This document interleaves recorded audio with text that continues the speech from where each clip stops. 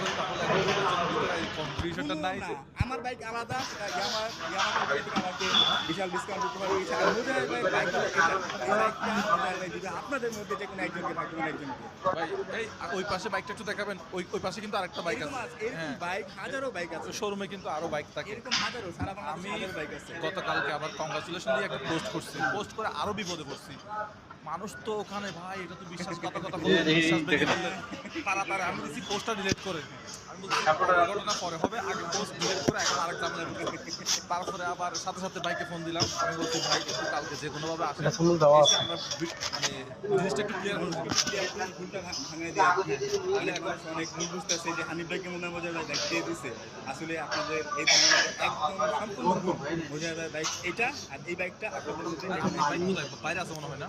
বাইরে। আশা করি ভাই কনফিউশন ক্লিয়ার হয়ে গেছে। একদম। আর আমি যেদিন বাইক পাই তারপরে